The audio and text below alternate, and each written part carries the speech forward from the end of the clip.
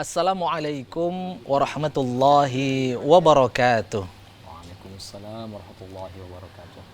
Alhamdulillah, alhamdulillahi wa kafa, wassalatu wassalamu ala nabiyyinal mustafa, sayyidina wa maulana wa syafi'ina Muhammad wa ala alihi wa sahbihi ahli sidqi wa tuqa wal wafa.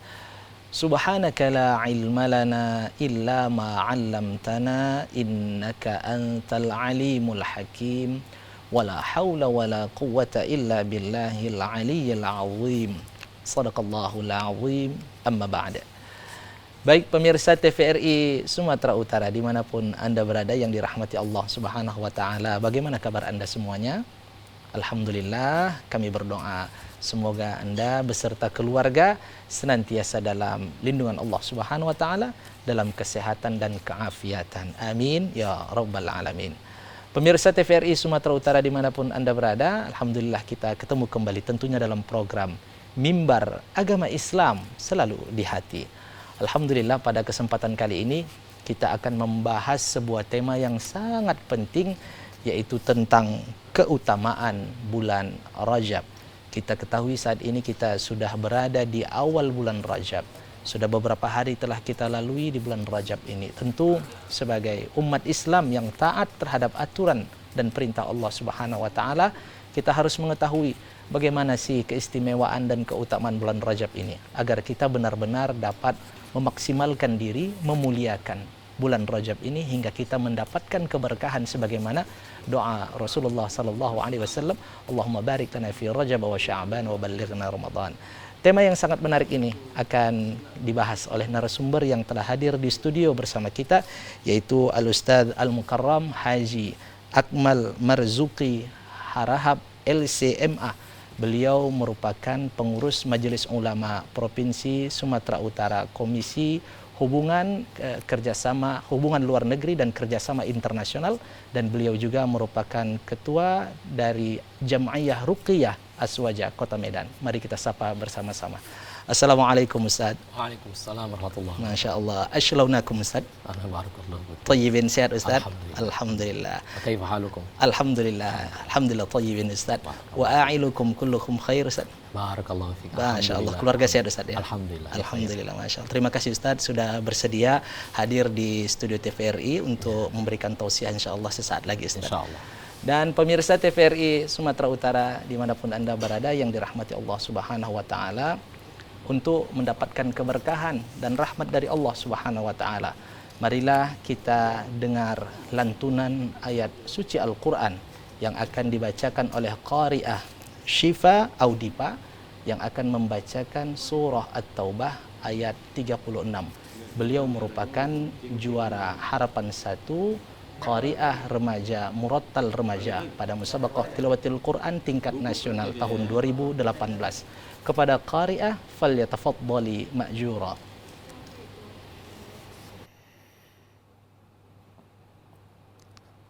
A'udzu billahi minasy syaithanir rajim.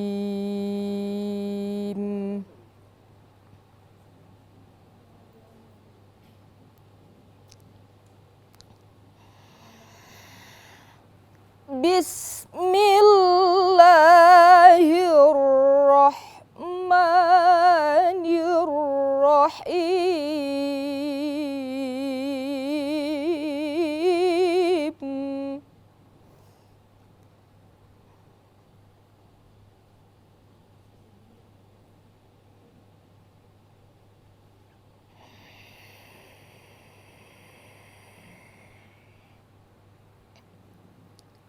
Inna iddatash syuhuri 'indallahi itsna 'asyara syahran fi kitabillah.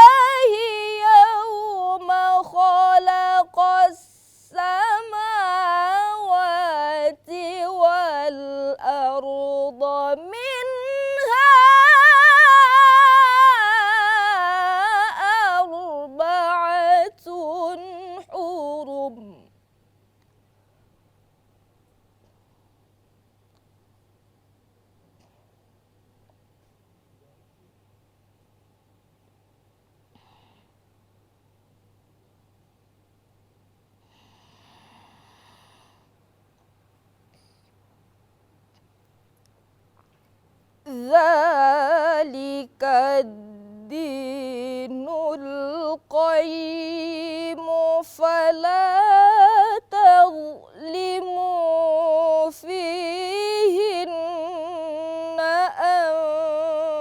anfusakum wa qatilul musyrikin.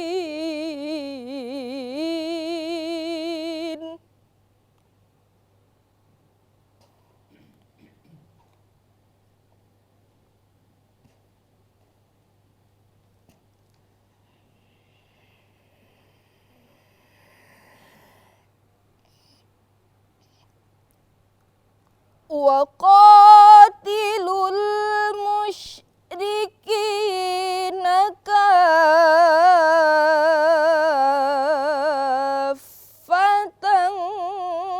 kama yuqatilunakum kaffah.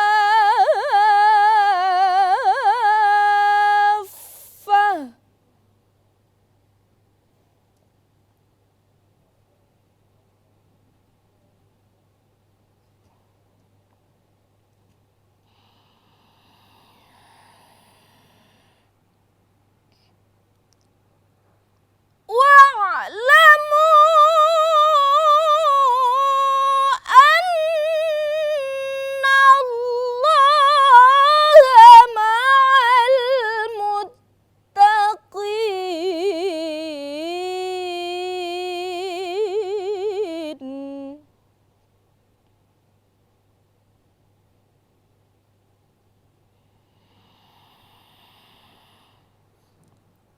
Wa'lamu anna Allaha ma'al muttaqin.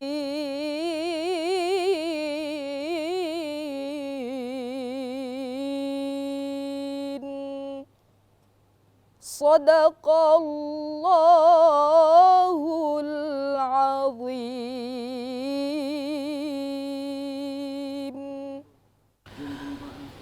Sadaqallahul azim wa sadaqa rasuluhun nabiyul karim wa nahnu ala dhalika minasy syahidin wasyakirin walhamdulillahi rabbil alamin. Semoga dengan pembacaan ayat suci Al-Quran tadi, acara kita diberkahi dan dirahmati oleh Allah Subhanahu wa Ta'ala. Amin ya Rabbal Alamin. Amin. Baik pemirsa TVRI Sumatera Utara, dimanapun Anda berada yang dirahmati Allah Subhanahu wa Ta'ala, tidak sabar kita akan mendengarkan tausiah dari Al-Ustadz kita.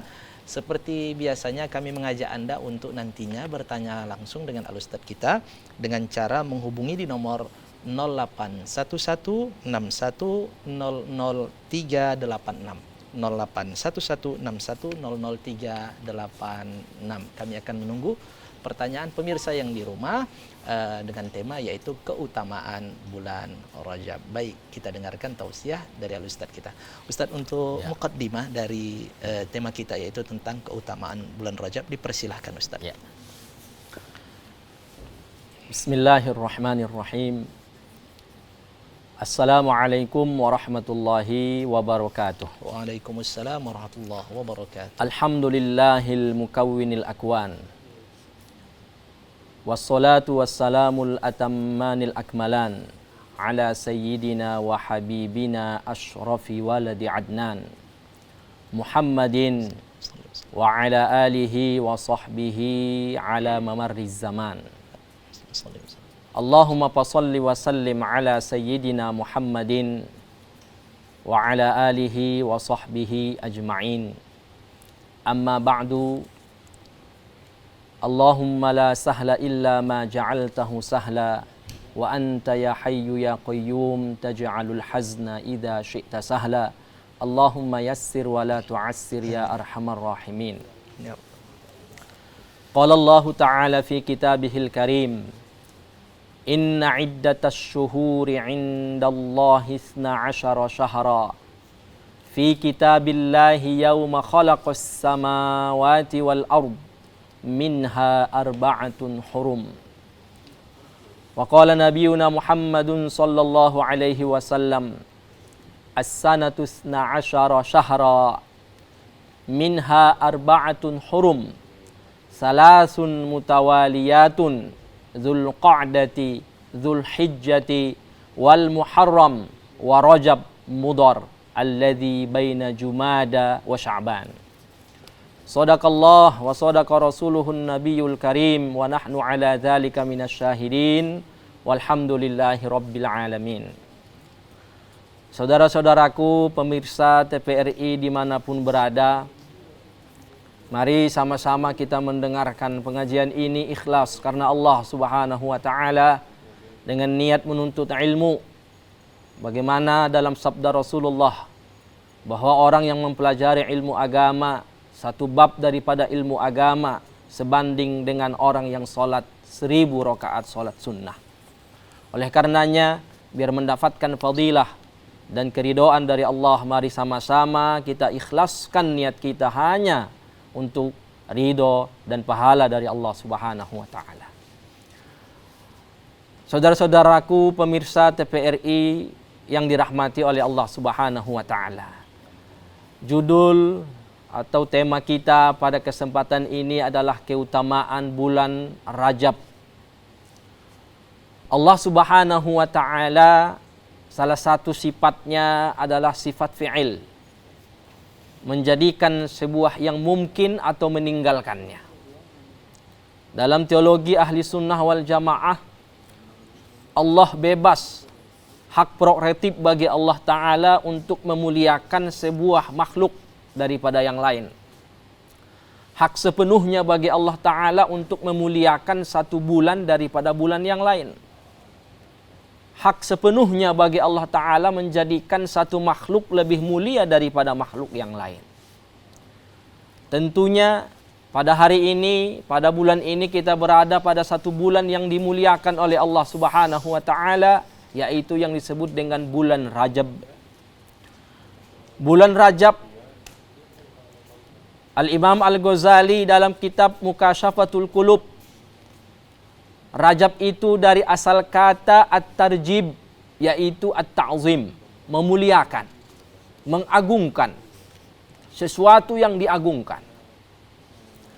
Maka bulan Rajab ini adalah bulan yang diagungkan oleh Allah Subhanahu wa taala dan justru kita sebagai hambanya wajib mengagungkannya. Begitu juga Al-Imam Al-Ghazali mengatakan bahwa Rajab itu salah satunya namanya adalah Al-Asab. Kenapa dinamakan Al-Asab? Sesuatu cucuran. Karena rahmat Allah itu di bulan Rajab begitu banyak bercucuran kepada orang-orang yang bertaubat. Orang-orang yang beribadah di dalamnya. Orang-orang yang menyerahkan diri kembali kepada Allah sepenuhnya. Maka disebut dengan Al-Asab. Dalam kitab yang sama beliau mengatakan juga disebut dengan Al-Asam, yaitu yang tak kedengaran di dalamnya sesuatu apapun. Bertepatan memang bulan Rajab ini salah satu bulan yang dilarang di dalamnya pertempuran perang di zaman dahulu. Maka disebut dengan tidak pernah kedengaran di dalam bulan tersebut peperangan. Stop. Maka tidak ada peperangan di dalamnya, maka disebut dengan Al-Asam. Nah, ini adalah nama di antara bulan Rajab yang disebutkan oleh Al-Imam Al-Ghazali dalam kitab Mukashafatul Qulub. Bahkan saudaraku seiman dimanapun berada, bahwa Rajab itu diriwayatkan adalah salah satu nama sungai dalam surga, yaitu warnanya lebih putih daripada warna susu, lebih lezat daripada minuman yang ada di bumi. Maka disebutkan orang yang akan masuk dan akan minum ke dalam sungai ini adalah orang-orang yang puasa di bulan Rajab. Saudara-saudaraku dimanapun berada, bulan Rajab ini memiliki keutamaan yang banyak sekali. Tapi pada kesempatan hari ini ada beberapa hal yang akan kita sampaikan. Mudah-mudahan menjadi tambahan ilmu bagi kita untuk menjadi motivasi beribadah di bulan Rajab itu tentunya. Sebut saja Al-Qari'ah kita tadi sudah bacakan ayat, dan itu adalah ayat yang menyebutkan bahwa bulan Rajab itu salah satu bulan yang dimuliakan oleh Allah. Inna iddatas syuhuri indallahi 12 syahra fi kitabillahi yawma khalaqas samawati wal ard minha arba'atun hurum. Sesungguhnya hitungan bulan itu menurut Allah adalah 12 bulan. Kita tahu bahwa bulan Hijriah itu ada 12 bulan. Yang pertama adalah Muharram, Safar, Rabiul Awal, Rabiul Akhir, Jumadil Awal, Jumadil Akhir, kemudian Rajab, kemudian Sya'ban, kemudian Ramadan, kemudian Syawal, kemudian Dzulqa'dah dan Dzulhijjah. Ini sebuah ketetapan di Lauhul Mahfuz. Allah telah menetapkan jumlah bulan itu memang dalam setahun 12 bulan. Ketika menciptakan 7 lapis langit dan 7 lapis bumi. Di antara yang 12 bulan ini, Allah sebutkan, Allah berikan gelar sebagai hurum, dimuliakan oleh Allah Ta'ala. Yaitu Dzulqa'dah, Dzulhijjah, Muharram, dan bulan Rajab. Nah, tentunya kalau kita lihat sumber hadis yang menyatakan bahwa Rasulullah juga menguatkan yang kita sebutkan bahwa ada 12 bulan.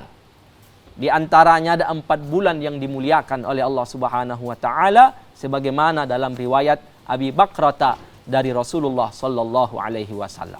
Nah, inilah mungkin masih banyak kemuliaan-kemuliaan yang menjadikan kita termotivasi untuk beribadah di bulan yang dimuliakan Allah. Baik, Masya Allah Ustaz, terkait dengan muqaddimah tadi sungguh sangat menggugah kita bahwa ternyata bulan Rajab ini memiliki banyak nama Ustaz ya, seperti yang disampaikan oleh Imam Al-Ghazali, bahwa ada Al-Asab, ada Al-Asam, menunjukkan begitu pengagungan Ustaz ya dia tentang bulan Rajab ini. Mudah-mudahan semakin kita menyadari ini Ustaz bahwa dengan nama-nama yang begitu banyak ini berarti sebaiknya kita juga harus benar-benar mengagungkan ini bulan Rajab ini Ustaz ya. Sebagaimana tadi Rajab menjadi tarjib atau ta'zim Ustaz ya.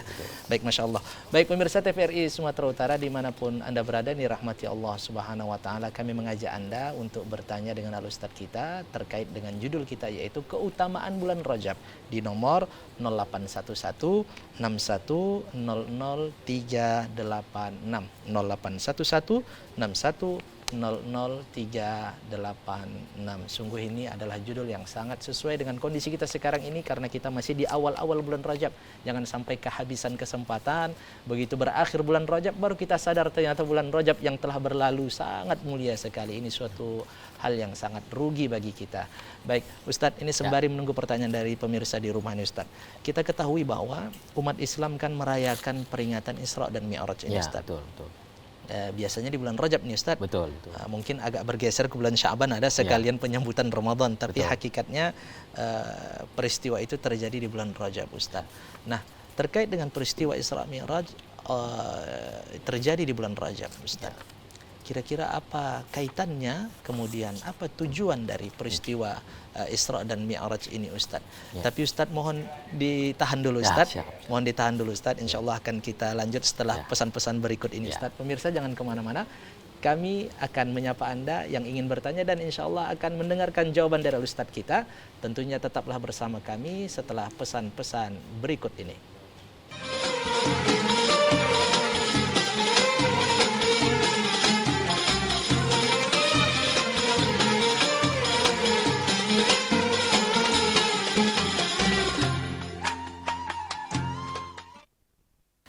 Baik pemirsa TVRI Sumatera Utara dimanapun Anda berada yang dirahmati Allah Subhanahu Wa Ta'ala, terima kasih Anda masih setia bersama kami tentunya dalam program Mimbar Agama Islam Selalu di Hati.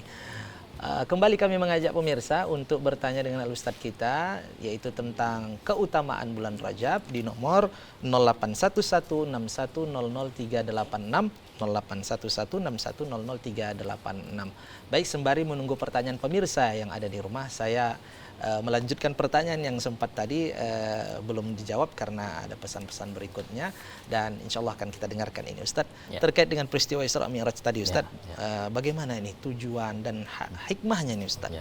Persilahkan Ustadz.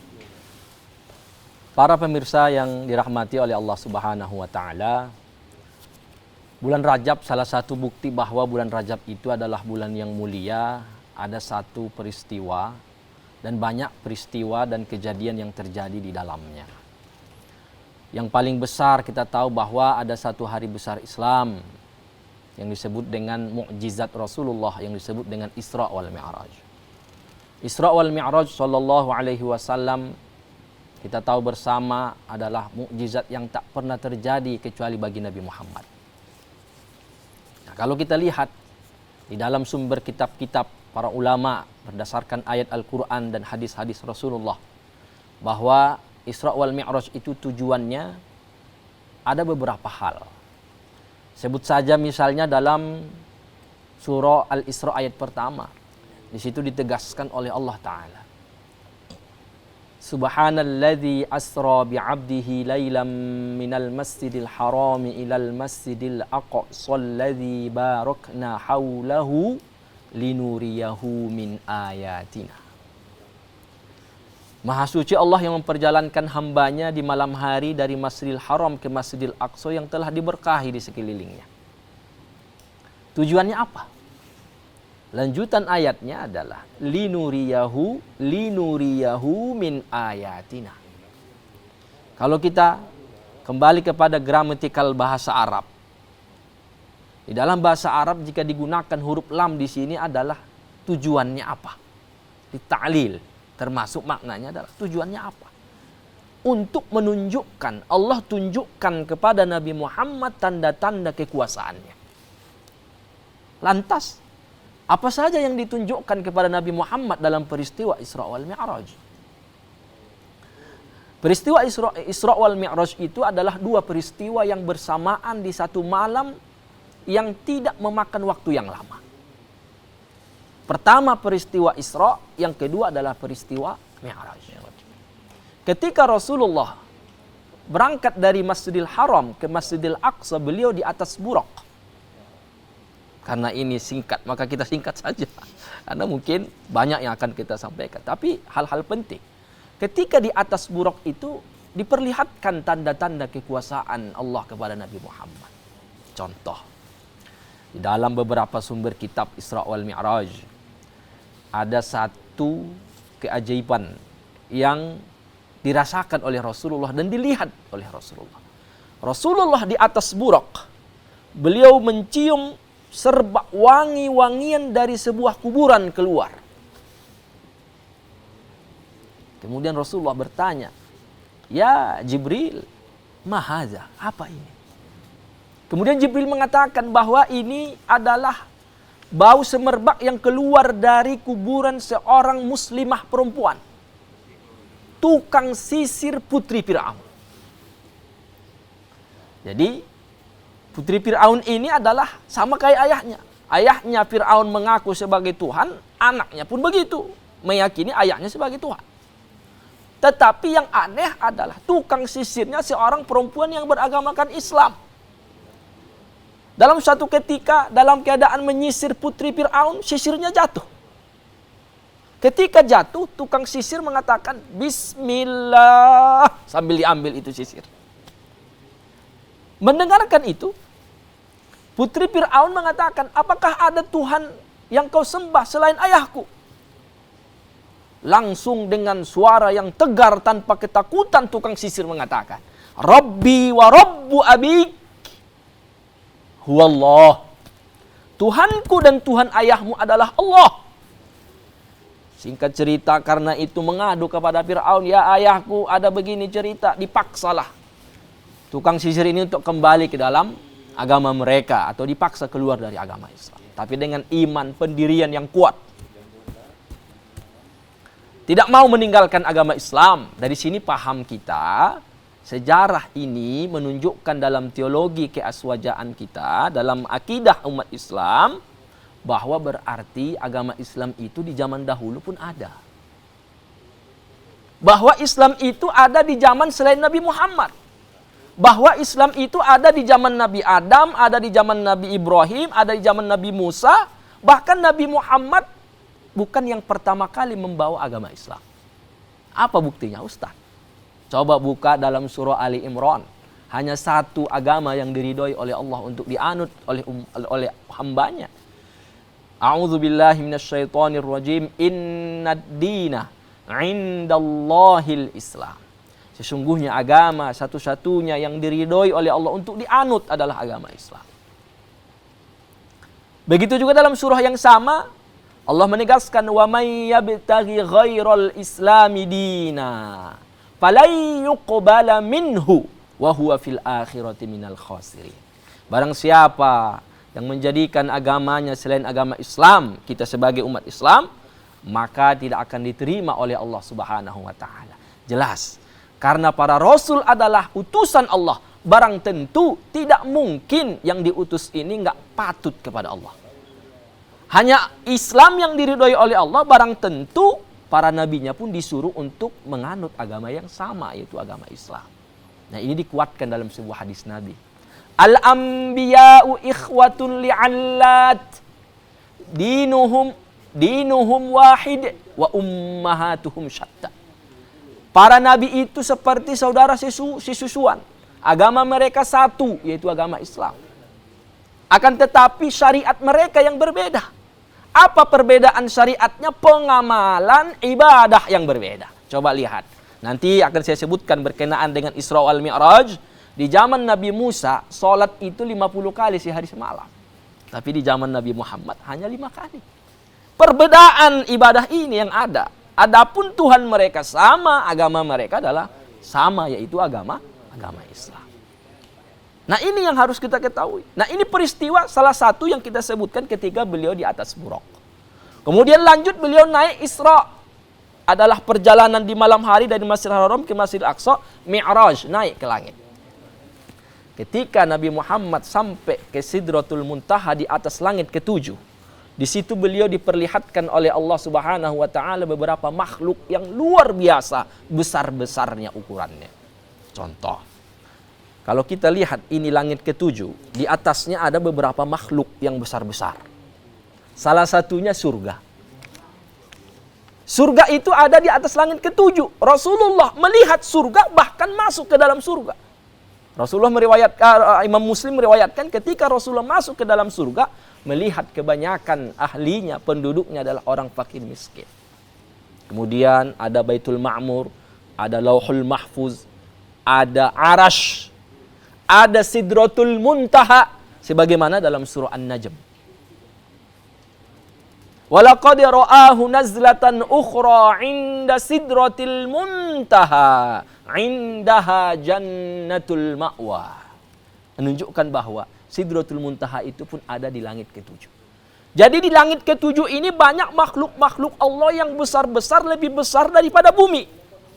Bahkan Arash adalah makhluk Allah yang paling besar, tidak ada yang lebih besar daripada Arash. Ini dikuatkan dalam Al-Quran lebih dari satu ayat. Allah menegaskan, wa huwa rabbul arsyil azim. Dialah Allah Tuhan pemilik arsy yang sangat agung besar bentuknya. Arsy itu bentuknya sangat besar. Nah, ini beberapa keajaiban-keajaiban. Linuriyahu min ayatina. Allah menunjukkan kepada Nabi Muhammad tanda-tanda kekuasaan Allah ini. Bahwa Allah itu maha kuasa. Bahwa luar biasa kekuasaan Allah itu menciptakan 7 lapis langit dan bumi, ada lebih besar daripada itu. Apa itu? Arsy. Kemudian Rasulullah melihat beberapa makhluk di situ. Di antaranya tadi Sidratul Muntaha, Baitul Ma'mur, yang semuanya adalah kekuasaan, tanda-tanda kekuasaan Allah. Lebih aneh lagi, ketika Rasulullah naik ke langit, Rasulullah itu ngetuk pintu langit. Rupanya dari sini dipahami bahwa langit itu benda padat, bisa diketuk. Nah, ketika beliau berada di langit pertama, berjumpa dengan Nabi Adam. Naik lagi ke langit kedua, berjumpa dengan Nabi Isa dan Nabi Yahya. Naik lagi ke langit ketiga, berjumpa dengan Nabi Yusuf alaihissalam. Naik ke langit keempat, berjumpa dengan Nabi Idris. Naik ke langit kelima, Nabi Harun. Naik ke langit ke-6 Nabi Musa. Bahkan yang terakhir berjumpa dengan Nabi Ibrahim alaihissalam dalam keadaan bersandar ke Sidratul Muntaha. Sidratul Muntaha itu apa? Sidratul Muntaha itu adalah pohon yang sangat besar, akarnya di langit ke-6 sampai menjulang sampai ke langit ke-7. Bahkan diriwayatkan dalam sebuah riwayat, Daunnya itu seperti telinga gajah satu biji. Menunjukkan bahwa makhluk itu besar sekali. Itu kan tanda-tanda kekuasaan Allah Ta'ala ditunjukkan kepada Nabi Muhammad.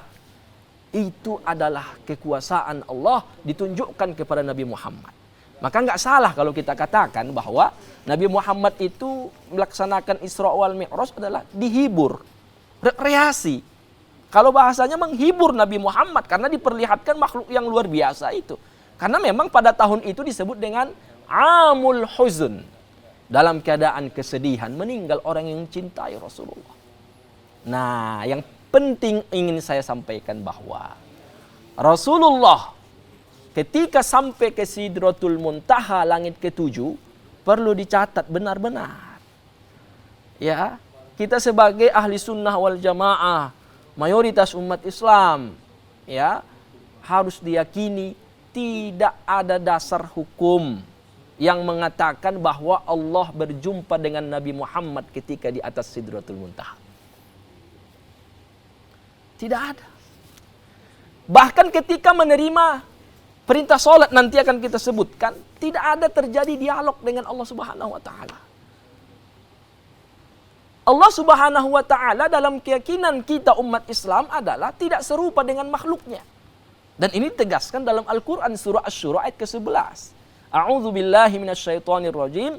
Laisa kamitslihi syai'un. Dialah Allah yang tidak serupa, tidak sama sedikit pun dengan makhluknya. Kita yang ada tempatnya, sedangkan Allah tidak ada tempatnya. Berarti salah persepsi Ustadz. Nggak boleh kita katakan Allah itu ada di langit. Tidak boleh. Karena Allah itu nggak di langit. Berarti selama ini yang dikatakan mereka terserah yang di atas Ustadz. Yang di atas itu atap, lampu. Kalau kita lagi di pesawat terbang, Allah itu nggak di atas. Allah itu nggak ada tempatnya, sehingga ketika Nabi Muhammad Mi'raj bukan untuk berjumpa dengan Allah. Karena nggak ada tempat Allah itu, maka bukan berjumpa dengan Allah. Allah tidak di atas, tidak di bawah, tidak di kanan, tidak di kiri, tidak ada tempatnya. Nah ini saya ingat Ustadz.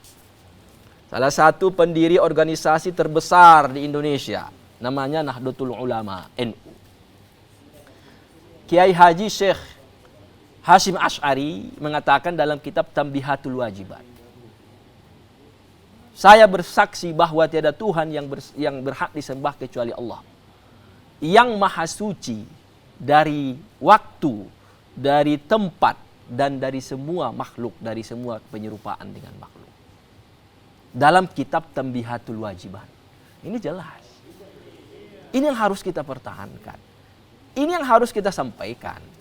Bahwa Nabi Muhammad ketika tujuan Isra wal Mi'raj itu tidak boleh dikatakan berjumpa dengan Allah. Karena Allah itu tidak di arasy, tidak di langit, tidak di surga, tidak di mana-mana, ada tempat-tempat. Dan ini sebuah ijma' sebagaimana disebutkan oleh Imam Al-Baghdadi dalam kitab Al-Farqu Bainal Firaq. Wa ajma'u ay ahli sunnah wal jamaah annallaha ta'ala mawjudun bila makan. Bahwa ijma' para kaum muslimin, para ulama ijtihad, para mujtahid mengatakan bahwa Allah itu ada tempat-tempat. Nah ini dikuatkan dalam hadis Nabi Ustaz. Rasulullah memberikan doa-doa, doa pagi, doa petang sebagaimana diriwayatkan oleh Imam Al-Baihaqi. Rasulullah mengatakan, antaz zahiru falaysa fawqaka syai'un wa antal batinu falaysa dunaka syai'. Maha suci engkau ya Allah, subhanaka. Maha suci engkau ya Allah. Salah satu namamu adalah Az-Zahir. Nama Asmaul Husna Allah itu namanya Az-Zahir. Yaitu bahwa segala sesuatu dari makhluk ini menunjukkan bahwa Allah itu ada. Baik. Falaysa fawqaka syai'. Bahwa tidak ada di atasmu. Wah Allah. Dan begitu juga namamu Al-Batin. Dan tidak ada di bawahmu. Maka Imam Al-Baihaqi mengatakan, kalau nggak ada atasnya, nggak ada bawahnya, berarti nggak ada tempatnya. Baik, Masya Allah. Inilah, mohon jadi, ditahan Ustaz. Ya, silahkan. Masya Allah, peristiwa Isra Mi'raj yang dikisahkan sungguh sangat menggugah kita bahwa Ya. semakin kita memurnikan akidah Ya. kita nih Ustaz ya, bahwa Allah bila makan, Ya. Allah tidak mau bergantung pada tempat, tidak bergantung dalam waktu sebagaimana yang disampaikan oleh muassis dari Nahdlatul Ulama, Ustaz ya. Baik Ustaz, mohon ditahan, insyaallah kita lanjutkan setelah pesan-pesan berikut ini. Dan pemirsa, insyaallah kita akan mendengarkan tausiah kalimat mutiara yang lebih menarik lagi. Tentunya tetaplah bersama kami setelah pesan-pesan berikut ini.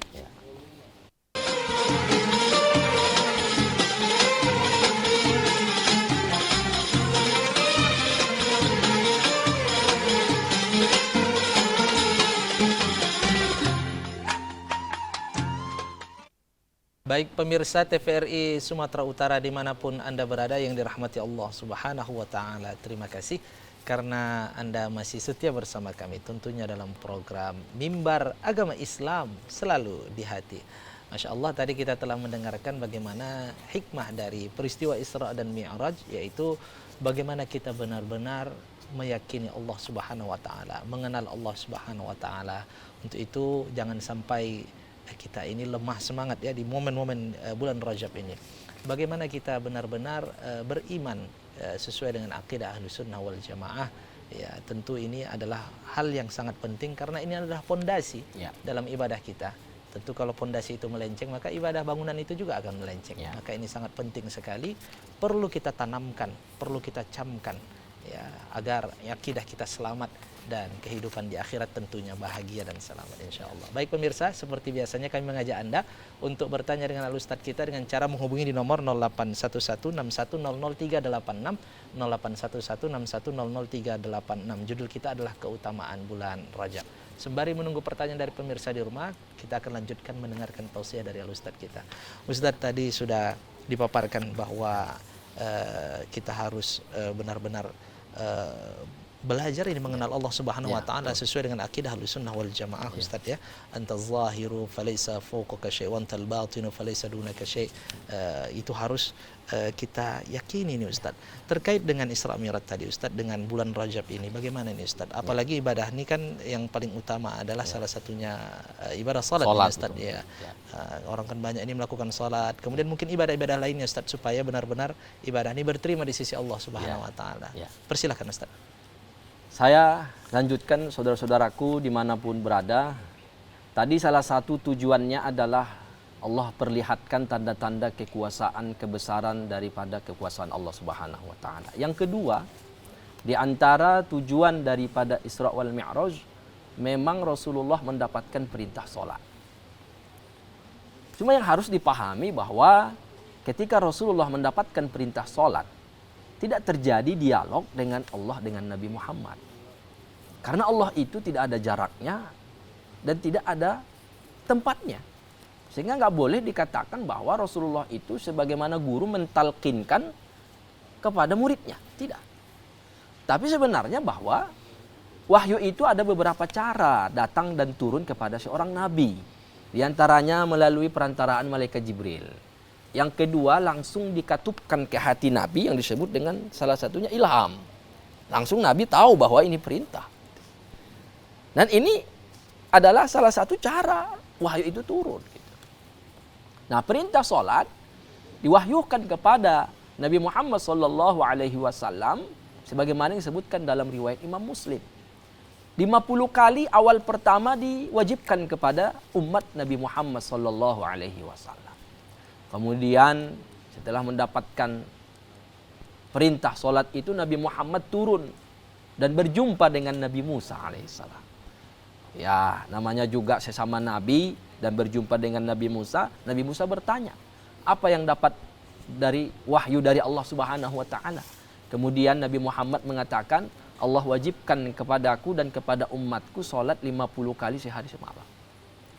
Dengan mendengar ini Nabi Musa kaget. Kenapa kaget?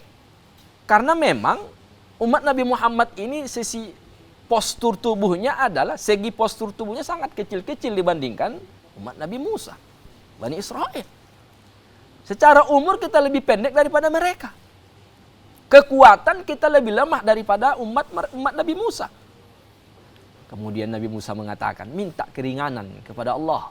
Sesungguhnya aku telah mencoba umatku yang begitu besar-besarnya postur tubuhnya, kuat-kuatnya mereka nggak sanggup 50 itu. Apalagi kaummu.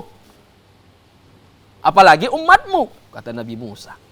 Kemudian mendengarkan saran dan nasihat itu, Rasulullah diperintahkan kembali ke tempat. Tempat apa itu? Catat benar-benar. Bukan tempat di mana di situ berdialog dengan Allah. Bukan tempat berbicara atau berjumpa dengan Allah. Tapi di mana tempat di situ diwahyukan kepada Nabi Muhammad. Irji' pas alit takhfif. Kembali dan minta keringanan. Dan berdoalah Nabi Muhammad. Ya Allah, ringankanlah. Sampai berulang kali, terakhirnya diwajibkanlah salat 5 waktu kepada Nabi Muhammad dan kepada umatnya. Yang kedua, salah satu juga yang disampaikan dalam wahyu itu, apabila kaum muslimin ingin melakukan sebuah kebaikan, kemudian tidak terlaksana kebaikan itu, tapi sudah diniatkan, maka dia mendapatkan satu pahala. Apabila kebaikan itu terlaksanakan seperti yang diinginkan, maka mendapatkan 10 kebaikan. 10 pahala. Kebalikannya, apabila seseorang ingin melakukan keburukan, tidak terjadi keburukan itu, tidak dicatat apapun. Tapi, apabila dia melakukan keburukan yang dia inginkan tadi, maka tercatat satu keburukan, satu dosa. Ini salah satu yang diwahyukan kepada Nabi Muhammad sallallahu alaihi wasallam. Maka diwajibkanlah kepada kita salat 5 waktu. Kemudian berjumpalah dengan Nabi Musa. Ketika berjumpa dengan Nabi Musa mengatakan, apa yang diperintahkan? Maka Nabi Muhammad mengatakan, terakhir diperintahkan kepadaku dan kepada umatku salat 5 waktu sehari semalam. Apa kata Nabi Musa? Minta keringanan. Apa kata Rasulullah? Sudah malu saya meminta berulang kali dalam berdoa untuk diringankan oleh Allah Subhanahu wa taala. Maka terakhir 5 waktu itu, tetapi saudara-saudaraku, satu solat dikali 10 kebaikan. Berarti kalau kita solat dikali 5 sama dengan 50 solat. Seperti 50 solat. Itu adalah kemurahan Allah Ta'ala kepada umat Nabi Muhammad sallallahu alaihi wasallam. Berkenaan dengan pertanyaan Ustaz tadi, betul memang. Imam Al-Ghazali dan para ulama tasawuf, ulama tauhid mengatakan bahwa iman, akidah, tauhid ini adalah landasan pondasi dalam beragama. Kalau pondasinya kuat, maka apapun yang dibangun di atasnya akan kuat. Sekencang apapun angin akan menerpa, tidak akan roboh. Itulah perumpamaan akidah, tauhid yang ada pada diri kita. Sebaliknya, apabila tidak kuat akan rapuh dan akan roboh dan secepatnya akan hancur. Nah, ketika kita berbicara tentang sholat 5 waktu, perlu dicatat saudara-saudaraku. Ketika kita sholat perlu dipahami. Kita betul menghadap Ka'bah, iya. Tapi kita tidak menghadap dengan arti bahwa Allah itu di depan kita, tidak. Karena Allah itu dari awal tadi konsepnya tidak serupa dengan makhluknya. Ini dikuatkan dalam Al-Quran, dalam surah Al-Ikhlas Allah mengatakan, walam yakul lahu kufuwan ahad. Dialah Allah yang tidak serupa, tidak sama dengan makhluknya. Kita yang bertempat, Allah itu tidak ada tempatnya. Dan tidak boleh diyakini Allah itu di dalam Ka'bah. Karena dalam Ka'bah itu nggak ada apa-apa kecuali tiang kosong. Ada beberapa tiang di situ. Tapi Allah tidak di dalam Ka'bah. Yang lebih penting ketika kita sholat, tidak boleh kita bayang-bayangkan Allah itu di pikiran kita, Allah itu ada bentuknya dan lain sebagainya. Ini sebuah konsep dasar keimanan kita tentang Allah dalam sholat. Seperti sampaikan Ustaz tadi bahwa ketika kita sholat gak boleh kita bayangkan Allah itu. Khusyuk Ustaz, iya. Khusyuk bukan artinya membayangkan Allah. Tapi ada hadisnya Ustaz, sembahlah Allah itu seolah-olah kau melihat Allah. Apabila kau tidak melihat Allah, sesungguhnya Allah melihatmu. Atau ini disebut dengan ihsan dalam hadis Jibril. Khusyuk itu bukan artinya membayangkan Allah. Karena Allah itu nggak bisa dibayangkan ya saudaraku. Allah itu nggak bisa kau bayangkan. Karena Allah itu bukan makhluk. Karena Allah itu bukan dimensi. Allah itu bukan benda. Allah itu bukan memiliki ukuran. Sehingga nggak bisa kau bayangkan. Coba lihat perkataan Imam Ahmad bin Hanbal. Lebih dari satu ulama mengatakan, mahma tasawwarta bibalika fallahu bi khilafi zalik. Apapun yang terlintas di pikiranmu tentang Allah, maka Allah itu tidak seperti yang terlintas di pikiranmu. Misalnya terlintas di pikirannya Allah itu besar ukurannya misalnya. maka Allah itu nggak ada ukurannya seperti yang kau pikirkan. Terlintas di pikirannya misalnya berwarna, maka Allah nggak berwarna. Apapun yang terlintas di pikiranmu tentang Allah, maka Allah tidak seperti yang kau bayangkan, yang kau pikirkan. Ini harus kita pahami. Dan ini dikuatkan dalam hadis Nabi. Disebutkan Rasulullah Shallallahu Alaihi Wasallam diriwayatkan dalam sebuah hadis, ya, yang diriwayatkan oleh Imam Ibnu Abbas. Tafakkaru fi khalqillahi wa la tafakkaru fi zatillah. Kalian pikirkanlah makhluk-makhluk Allah itu seperti Nabi Muhammad. Beliau naik ke langit dengan melihat beberapa makhluk, bertambah keimanannya. Tafakkur kepada makhluk. Jangan bertafakkur dengan arti membayang-bayangkan Allah, nggak akan sanggup. Ada cerita Ustaz. Jadi dulu masih ingat saya cerita mengaji dengan orang tua dulu dalam kitab Parukunan. Ketika guru ngaji mengatakan, jangan kau bayangkan Allah itu. Jangan kau cari-cari Allah tuh. Putus sarapmu nanti mang, katanya. Dari sini saya pahami setelah saya mendalami pengajian-pengajian sampai saya ke sekolah ke Arab dan mendalami kitab-kitab ulama. Betul memang. Akal ini nggak akan sanggup mencapai zat Allah Ta'ala. Baik. Nah itu harus penting kita paham. Baik, mohon ditahan Ustaz. Masya Allah, semakin menarik pembahasan kita Ustaz. Insya Allah kita lanjutkan setelah pesan-pesan berikut ini. Dan pemirsa, jangan kemana-mana, kita akan melanjutkan mendengarkan tausiah yang lebih menarik lagi terkait dengan bagaimana mentauhidkan Allah Subhanahu Wa Taala. Tetaplah bersama kami setelah pesan-pesan berikut ini.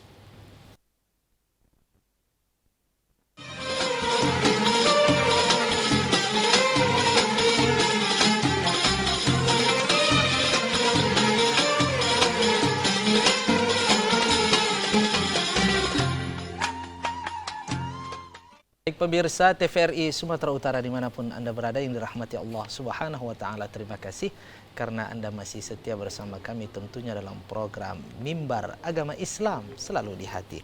Baik pemirsa, kita tidak terasa sudah berada di segmen yang terakhir. Kita akan melanjutkan mendengarkan tausiah dari Al-Ustadz kita. Ustadz, bisa dilanjutkan yang terputus tadi ya, Ustadz? Siap.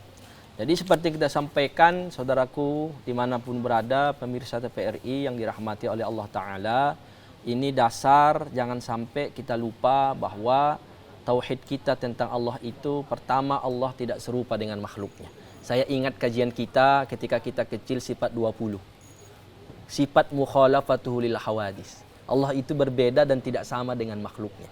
Dulu ketika saya kecil, guru saya menerjemahkan mukhalafatul hawadis, Allah itu bersalah-salahan dengan yang baharu. Setelah saya dalami, apalah arti bersalah-salahan?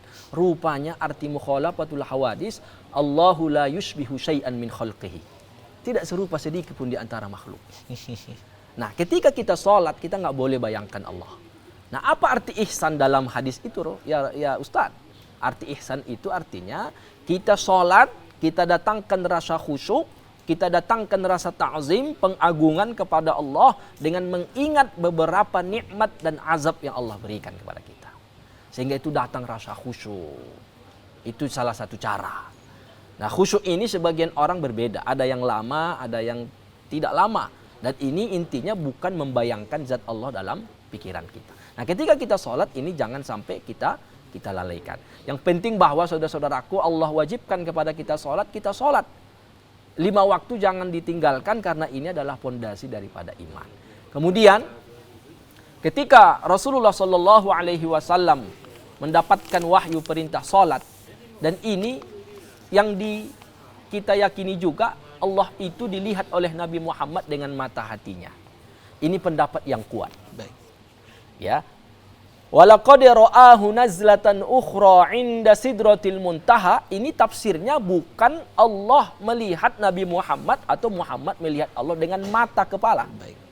Tapi siapa yang melihat di sini? Baik, Masya Allah Jibril. Ustaz. Waktu kita sangat Ya, singkat sekali Ustaz. Saya lanjutkan. Ini Ustaz, kalimatul ikhtitam terkait dengan boleh. tema kita hari ini. Ya. Bisa disimpulkan Ustaz mana yang Ya. belum tersampaikan supaya pemirsa dapat benar-benar menanggapi terkait dengan kemuliaan Rajab. Persilahkan Ustaz. Saudara-saudaraku, karena memang bulan Rajab itu terjadi peristiwa Isra wal Mi'raj, maka tadi kita sampaikan karena ini inti daripada bulan Rajab, salah satunya adalah perintah sholat di dalamnya. Saya lanjutkan daripada keutamaan bulan Rajab. Saudara-saudaraku, ada satu keutamaan di bulan Rajab itu, satu malam diijabah doa di dalamnya. Masya Allah. Sebagaimana dalam riwayat Imam Asy-Syafi'i dalam kitab beliau mengatakan balagona annahu yuqal yustajabud du'a'u fi khamsi layalin. Lailatul Jumu'ah, Lailatul Adha, wa Lailatul Fitri, wa Lailati awwalin min Rajab, wa Lailatin nisfi min Sya'ban. Ada 5 malam kata Imam Asy-Syafi'i diijabah di dalamnya doa kita. Yang pertama adalah malam Jumat, yang kedua malam Idul Adha, yang ketiga malam Idul Fitri, yang keempat malam pertama bulan Rajab sudah berlalu. Maka bagi yang berdoa ketika di awal bulan Rajab, malam pertama insya Allah diijabah oleh Allah. Dan yang keempat, yang kelima, terakhir adalah malam nisfu Sya'ban. Kemudian di antara keutamaan bulan Sya'ban adalah kita dilipat gandakan beribadah di dalamnya. Salah satu adalah puasa sunnah. Baik, Masya Allah. Walaupun nggak ada hadis khusus yang mensunnahkan puasa dalam bulan Rajab, tapi kita boleh puasa di dalam bulan Rajab. Masya Allah Ustadz, mohon maaf Ustadz, tentu masih banyak lagi yang ingin kami tanyakan terkait dengan keutamaan bulan Rajab, tapi waktu sangat singkat Ustadz. Terima kasih banyak Ustadz atas penyampaian ilmunya, semoga ini menjadi amal jariah Ustadz, sehingga bisa diamalkan oleh pemirsa. Terima kasih banyak Ustadz. Sama-sama. Insya Allah pada kesempatan berikutnya kita dapat bertemu kembali Ustadz. Kirim salam sama keluarga Ustadz ya. Baik pemirsa TVRI Sumatera Utara dimanapun Anda berada, Masya Allah sungguh sangat padat apa yang disampaikan tadi. Tentu kita masih menginginkan ilmu-ilmu terkait dengan keutamaan bulan Rajab. Insya Allah nanti suatu saat nanti kita akan dapat kembali duduk dalam majelis tentang judul yang sama pada kesempatan berikutnya. Saya Yuzedi beserta seluruh kru dan kerabat kerja TVRI Sumatera Utara. Mohon maaf dan pamit undur diri. Terima kasih atas kebersamaan Anda. Saya akhiri. Wassalamualaikum warahmatullahi wabarakatuh. Waalaikumsalam warahmatullahi wabarakatuh.